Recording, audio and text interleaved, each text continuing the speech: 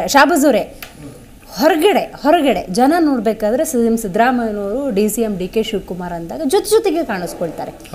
Pose ಕೊಡೋದೇನೋ ಜೋಡೆತ್ತುಗಳ ಜೊತೆ ನಿಂತ್ಕೊಳ್ಳೋದೇನೋ ನಂಗೆ ಈಗಲೂ ನೆನಪಿದೆ. ಗೃಹಲಕ್ಷ್ಮಿ ಇನಾಗ್ರೇಷನ್ ಟೈಮಲ್ಲಿ ಚಾಮುಂಡೇಶ್ವರಿ ಬೆಟ್ಟದಲ್ಲಿ ನಮ್ಮನ್ನ ಯಾರೇ ಬಿಡಿಸೋದಕ್ಕೆ ಪ್ರಯತ್ನ ಮಾಡಿದ್ರು ಕೂಡ ನಾವು ಜೊತೆಯಾಗಿರ್ತೀವಿ. ಇದರ ನಡುವೆ ಇವತ್ತು ಕುಮಾರಸ್ವಾಮಿ ಅವರು ಹೇಳಿರೋ ಸ್ಟೇಟ್ಮೆಂಟ್ ಇದೆಯಲ್ಲ, ಈ ಟೈಮಿಗೆ ಕರೆಕ್ಟ್ ಆಗಿ ಸಿದ್ದರಾಮಯ್ಯನವರ ಕ್ಲೀನ್ ಇಮೇಜ್ ಅನ್ನ ಡ್ಯಾಮೇಜ್ ಮಾಡೋ ಪ್ರಯತ್ನ ಆ ಪಕ್ಷದಿಂದನೇ ಆಗ್ತಿದೆ ಅನ್ನೋದಿದೆಯಲ್ಲ, ವೆರಿ ಶಾಕಿಂಗ್. ಇಲ್ಲ, ಒಂದು ಏನಾಗುತ್ತೆ ಅಂದ್ರೆ ಈ ರಾಜ್ಯದ ಸಮಸ್ಯೆ ಇದು ರೈತರ ಸಮಸ್ಯೆ ಅಂತ ಬಂದಾಗ ಮೊದಲ ಯಾರಾದ್ರೂ ಒಂದು ವ್ಯಕ್ತಿ ನಮ್ಗೆ ನೆನಪಿಗೆ ಬರ್ತಾರೆ ಅಂದ್ರೆ ಅದು ಎಚ್.ಡಿ. ದೇವೇಗೌಡರು. ಏನಕ್ಕಂದ್ರೆ ಈ ನಾಡು ಒಂದು ಅಪಾರವಾದ ಭರವಸೆ ಇಟ್ಕೊಂಡು ಅವರ ಮೇಲೆ ಈ ರಾಜ್ಯದ ಈ ದೇಶದ ಪ್ರಧಾನ ಮಂತ್ರಿ ಆಗಕ್ಕೆ ಅವಕಾಶ ಮಾಡಿಕೊಟ್ಟವ್ರು. ಯಾರಿಗೆ? ದೇವೇಗೌಡರಿಗೆ.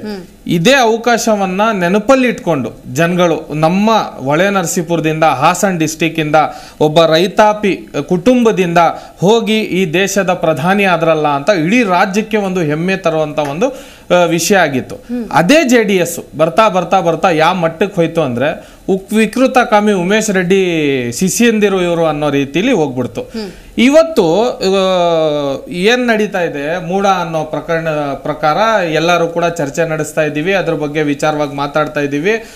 CM ಸಿದ್ದರಾಮಯ್ಯಕ್ಕೆ ಎಲ್ಲೋ ಡಿ.ಕೆ ಶಿವಕುಮಾರ್ ಅವರೇ ಅವ್ರ ಪಕ್ಷದವ್ರಿಗೆ ಇದ್ ಮಾಡ್ಕೊಟ್ಟವ್ರೆ, ಇನ್ ಮುಂದೆ ಬೆಳೆಯಕ್ಕೋಸ್ಕರ ಇವರು CM ಆಗೋಕ್ಕೋಸ್ಕರ ಅಂತ.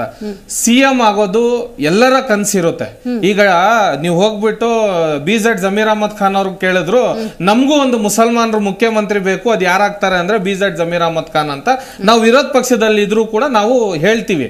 ಬಟ್ ಏನಾಗುತ್ತೆ, ಈಗ ಸಮಸ್ಯೆ ಏನಾಗಿದೆ ಅಂದ್ರೆ ಇವತ್ತು ಕುಮಾರಸ್ವಾಮಿ ಅವರು ಏನ್ ಸ್ಟೇಟ್ಮೆಂಟ್ ಕೊಟ್ಟವ್ರಲ್ಲ, ಈ ಸ್ಟೇಟ್ಮೆಂಟ್ ತಂದಾಕೋ ಕೆಲಸ ಮಾಡಿದೆ. ಇದೇ ಕುಮಾರಸ್ವಾಮಿ ನಾನು ಕೂಡ ಎಲೆಕ್ಷನ್ ನಿಂತ್ಕೊಂಡಾಗ ಇವ್ರ ಜೊತೆ ನಾನು 2-3 ನಂಬರ್ ಅಲ್ಲಿ ಇದ್ದೆ. ಅಲ್ಲಿ ಚನ್ನಪಟ್ಟಣಕ್ಕೆ ನಾನು ಎಲೆಕ್ಷನ್ ಕಂಟೆಸ್ಟ್ ಮಾಡಿದಾಗ ನನ್ನ ಹೆಸರು CM ಶಾಬಾಸ್ ಖಾನ್ ಅಂತ ಹೇಳಿದ ತಕ್ಷಣ ಎಲ್ಲಾ ಮುಸಲ್ಮಾನರು ನನಗ್ ಓಟ್ ಹಾಕ್ಬಿಡ್ತಾರಂತ 8ನೇ ನಂಬರ್ ಅಲ್ಲಿ ಹಾಕ್ಸಿದ್ರು ಇವರು ROಗೆ ರೆಕಮೆಂಡ್ ಮಾಡಿ. ಯಾಕಂದ್ರೆ ನಾವು ಇವ್ರ ಪಕ್ಷಕ್ಕೆ ದುಡ್ದವ್ರು, ನಾವು ಹಾಸನ ಹೊಳೆ ನರಸೀಪುರದಿಂದ ಬಂದವರು.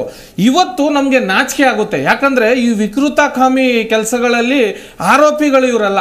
ಏನಕ್ಕಂದ್ರೆ ಫ್ಯಾಮಿಲಿ ಕುಟುಂಬದಿಂದ ಇವರು ತಂದು ಹಾಕೋ ಕೆಲಸವನ್ನು ಮಾಡೋದು. ಯಾಕಂದ್ರೆ ಇವ್ರಿಗೆ ಅಧಿಕಾರ ಕೊಡಲ್ಲ. ಈಗ ಇನ್ ಜೀವನ ಪೂರ್ತಿ ಯಾವುದು ನಮ್ಮ ಮುಸಲ್ಮಾನರು ಎಲ್ಲರೂ ಕೂಡ JDS ಬಿಟ್ರು.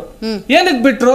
ಇವ್ರ ಮಾತುಕತೆ ಕೇಂದ್ರ ಸಚಿವರಾಗಿದ್ದಾರೆ. ನೀವು ಹೇಳೋ ಕೇಂದ್ರ ಸಚಿವರಾಗೋದು ಮೋದಿ ಅವರ ನೇತೃತ್ವದಲ್ಲಿ, ಅದು ಬೇರೆ ಪ್ರಶ್ನೆ. ಈ ರಾಜ್ಯದಲ್ಲಿ ಅವ್ರ ಮಕ ತಗೊಂಡು ಏನು ಮಾಡಕ್ಕಾಗಲ್ಲ.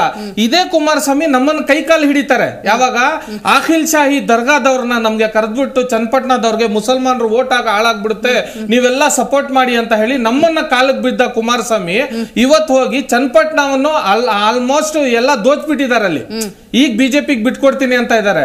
ಇದನ್ನೆಲ್ಲ ಮಾಡಿ ಇವಾಗ ಹೋಗಿ ಅಲ್ಲಿಂದ ಕೇಂದ್ರ ಸಚಿವರಾಗಿ ಇವತ್ತು ಈ ಸ್ಟೇಟ್ಮೆಂಟ್ ಕೊಟ್ಟವ್ರೆ. ನೋಡಿ, ನಮ್ಗೆ ಆ ಆಸ್ತಿ ವಿಚಾರದಲ್ಲಿ ಸಿಟ್ಟಿದೆ ಸಿದ್ದರಾಮಯ್ಯ ಅವರ ಮೇಲೆ. ಅವರು ಪ್ರತಿಕ್ರಿಯೆ ಕೊಡ್ತಾ ಇಲ್ಲ. 62 ಕೋಟಿ ರೂಪಾಯಿ ಅದು ಆಸ್ತಿ, ಅದು ಹೆಂಗೆ ಅಂತ ಮಾಡಿ ಮೂಡ ಪ್ರಕರಣದಲ್ಲಿ ಮೂಡ ಬಂದಾಗ ಮಾಡೋರೆ ಆಫೀಸರ್ಗಳನ್ನ, ಅದಕ್ಕೆ ಏನಿದೆ ತನಿಖೆ ನಡೆಸಿ ಇದ್ ಮಾಡ್ಲಿ. ಈ ಕುಮಾರಸ್ವಾಮಿ ಅವರು ಸ್ಟೇಟ್ಮೆಂಟ್ ಕೊಟ್ಟವ್ರಲ್ಲ, ಮುಖ್ಯವಾಗಿ ಏನು ನಾವು ಸಿದ್ದರಾಮಯ್ಯನವರನ್ನ ತೆಗೆದು ಡಿ.ಕೆ ಶಿವಕುಮಾರ್ ಅವರು ಮುಖ್ಯಮಂತ್ರಿ ಆಗ್ಬೇಕು ಅನ್ನೋದು, ಇದು ಇವರು ತಂದಿಡೋ ಅಂತ ಕೆಲಸ ಮಾಡಿದ್ರು. ಇವ್ರು ಫಿಟ್ಟಿಂಗ್ ಗಿರಾಕಿಗಳು ಇವರು. ಏನಕ್ಕಂದ್ರೆ ಇವ್ರು ಫಿಟ್ಟಿಂಗ್ ಇಡೋದೇ ಇವ್ರ ಕೆಲಸ.